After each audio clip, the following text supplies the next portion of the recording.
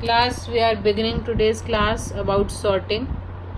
There is basically two kinds of sorting techniques: internal sorting techniques and external sorting techniques. Internal and external techniques are basically based where my data to be sorted is residing. In case the data is small and it can come all on the main memory, in that case the sorting technique which is applied is internal sorting technique. In case the data to be sorted is very huge and it cannot come in the main memory, in that case I use external sorting techniques. Currently the sorting techniques we are interested in are majorly internal. In case we are taking an external technique, I'll just let you know. So we are beginning today with bubble sort. I'll just take an example, explain, and then we'll understand the algorithm or the functioning of a bubble sort. Bubble sort is also known as a exchange sort procedure.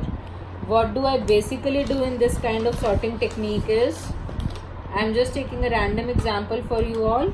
Supposedly I have an array of various elements in some random order which are initially unsorted. I have to sort this array using a bubble sort procedure.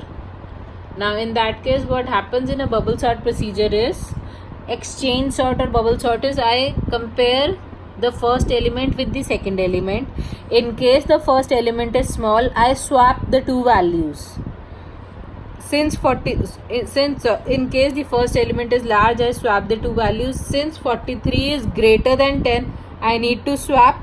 Smaller value should come here. So I swap the two values and it becomes 10, 43, 50, 40 and 90 becomes my array. After that, I compare the element at location second with the element at location 3. I am comparing two consecutive elements. I repeat the same process. In case it is greater than the second element, I need to swap or exchange. Since it is not greater, I am not exchanging. So after that, I need to compare the next two elements, 50 and 40. Since 50 is greater than 40, I will be exchanging. So in that case, 40 comes here and 50 comes here and 90 stays. Then I will be comparing the final two elements. No swapping is required. So at the end of first iteration of an outer loop, 90, the largest element, would come at the last. So next time I repeat the exact same process for the rest of the elements except the last element. Till here, is it clear? So what happens after this is, now my array is not the same, my array has changed. Now my array has become, now I am entering the second iteration of the outer loop. Inner loop iterations are comparing consecutive elements till the last element. The second iteration will run till the second last element and so on. Now the array which is left with me is 10, 43. Then I have 40, 50 and 90. 90 has been sorted. I will not be comparing that. So I again compare these two elements. These two are in sorted order. I need not exchange. I again compare these two elements. They are in unsorted order. I will again exchange these two elements. After exchanging, I have 10, 40, 43, 50 and 90. After that, I again compare these two elements. After comparison, there will be no exchange since 50 is already greater than 43. So what I have at the end of this iteration is, two elements have been sorted. The largest two elements have been sorted. I keep on repeating the same process till I have the one element left, and finally I get the bubble sorted array. I'll just take one more example for you all to understand what I am trying to say is, supposedly I have an unsorted array. This was just one example. I am taking another example to explain the sorting procedure. There are two for loops running. One for loop is running from the very first element till the very last element that has not been sorted yet. So supposedly I am taking an example of elements, say 5, 2, 1, 4, 3, 7 and 6. Supposedly these are my elements. So I start the same procedure. The inner for loop will be beginning I will be comparing the consecutive 2 to 2 elements, and within the comparison, if I find the first element to be greater than the second, I will keep on swapping. So if I continue the procedure, 5 is greater than 2. Since 5 is greater than 2, 2 and 5 will be swapped. In the next, I will be comparing 5 with 1. Since 5 is greater than 1, 1 and 5 will be swapped. Then I will be comparing 5 with 4. Since 5 is greater than 4, 4 and 5 will also be swapped. I will be comparing 5 with 3. Since 5 is again greater than 3, 3 and 5 will also be swapped. I will be comparing now 5 with 7. It is not greater, it will not be swapped. Finally, I will be comparing 7 with 6. Since 7 is greater, 6 and 7 will be swapped. And at the end of the current iteration, what will I have? I have a 2, 1. Here I am having a 4.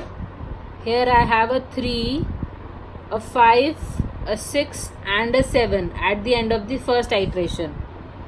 Do you all get how am I getting these? Now the largest element is at the last. So I need not check that element again. I will repeat the same process. The same process is again repeated, but the last element will not be included in the process.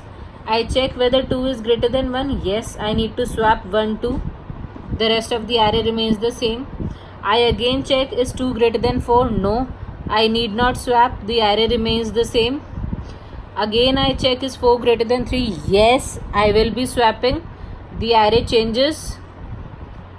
3 and 4 are swapped. I again check whether 4 is greater than 5. No, I will not be changing the positions. 5 greater than 6. No, 6 greater. Now 6 greater than 7 will not be checked. I am checking only till here. So at the end, although I do have got a sorted array, but my procedure will continue. The for loops will continue. After this, I will be having 6 as the second last or the second largest element in the array at its position. So the next loop will run for these 5 elements, then for 4 elements, then for 3, then for 2, and then the element would be stopping. This is how we do bubble sorting. The basic algorithm for bubble sorting includes the basic algorithm for bubble sorting is, I am giving you the algorithm. I will send you the implementation in a picture separately. Now I am having the outer loop for, supposedly I is running from 0 to whatever is the length of the array, length of array minus 1, right? I is running from 0 to n minus 1. Okay. Now the inner for loop j is running from I. Please see that j is running from I to again length of array minus 2. Now length of array minus 1 gives me the last element. Length of array minus 2 gives me the second last element. Okay. So after that, I have in the for loop, if a of j is greater than, I am again saying greater than, if the current element is greater than the next element, that is a of j plus 1. That is why I am running the loop till 1 minus element. Okay. So in case, now every time the loop should begin from 0 to length of array minus 2 minus I. I'm sorry, this should run to length of array minus 2 minus I. Minus 2 I am taking because I am using j plus 1. Minus I am doing because 1 element of every rotation will be kept as the largest element. So what is happening in this case is I am running the loop from 0 to length of array. Supposedly I am having a loop from 0 to 50.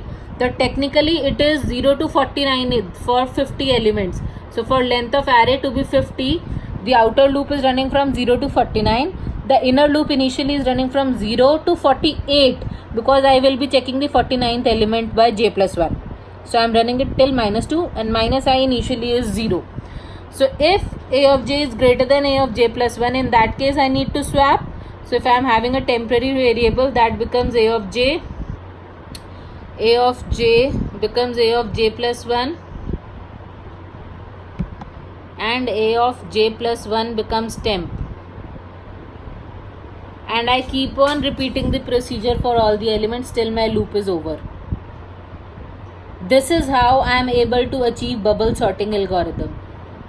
Is this clear to all of you? This is the basic code for the bubble sorting algorithm.